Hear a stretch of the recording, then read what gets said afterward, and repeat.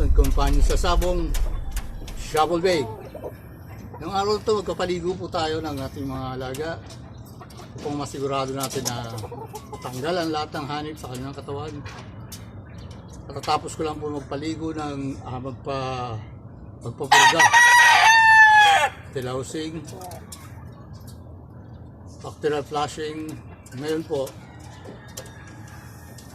paligo. Ito ang naka-shuffle, no? Ang nakaraang episode, sinasabi ko na meron kaming na hindi nga tayo matagal ng panahon, matagal ng naked 10 taon na pong nangyari sa amin, no? At hanggang ngayon nandito pa sa amin kasi gusto nga namin ang winning percentage nila. Nanalo pa rin sila hanggang ngayon. Mga kaibigan, ngayong araw na to ay magpapaligo ako ng mga manok para malinis lahat ang mga parasite sa kanilang katawan at maging presko sila. Ito po ang pagpapaligo ko, mga kasabong, no? Kailangan po lahat ng parte ng katawan nila ay napapasukan ng shampoo. Sa gayon, lahat ng mga sulok ng mga hanip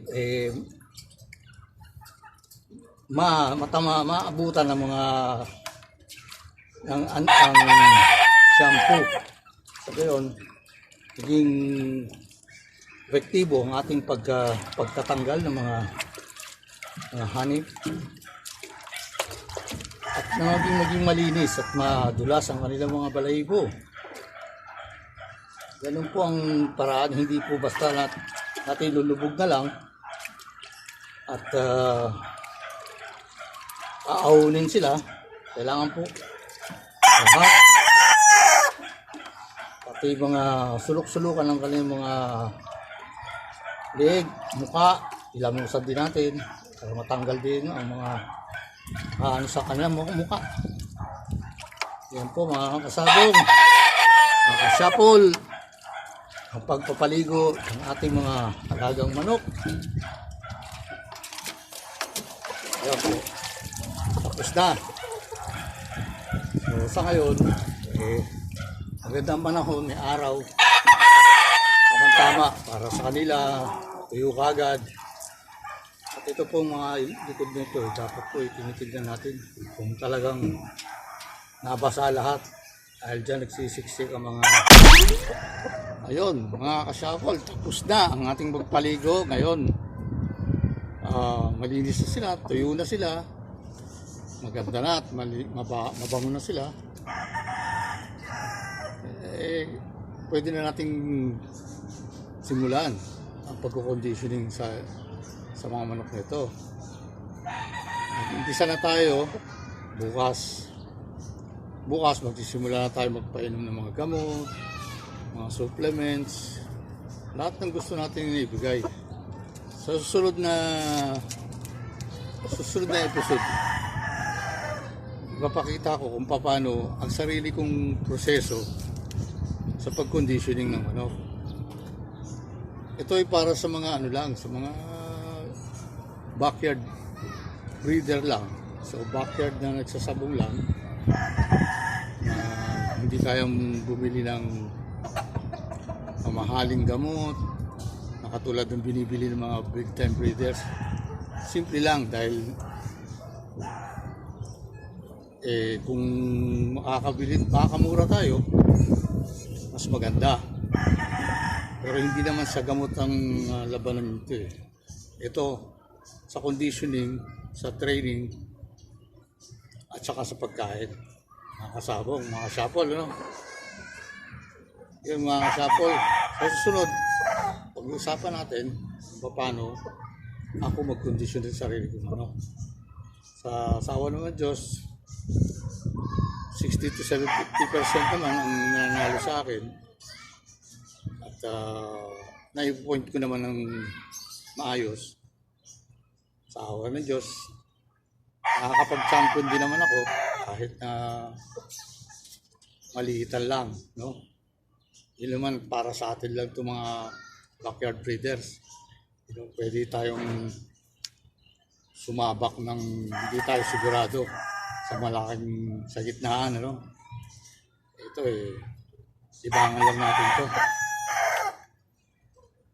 Ngayon,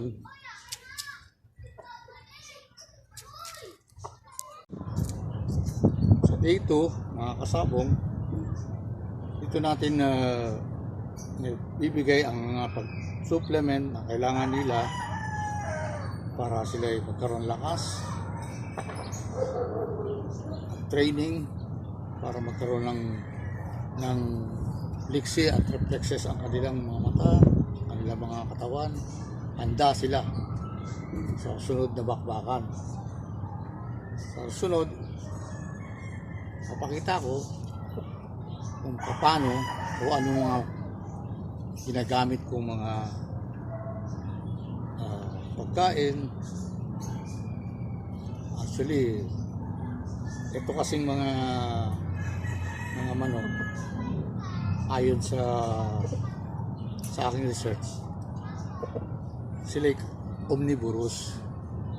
Lahat kinakain at mga ito. Kumakain sila ng karne, kumakain sila ng gulay, kumakain sila ng feeds, kumakain ng tinapay. Halos lahat kinakain ito. Kaya once in a while dapat bigyan din natin sila ng gulay, karne, once a week. At mga mas maganda ang natural na pagkain katulad ng kamatis, carrots, habang malayo pa laban, no? Nakapagbibigay din ito ng paggaang sa manok para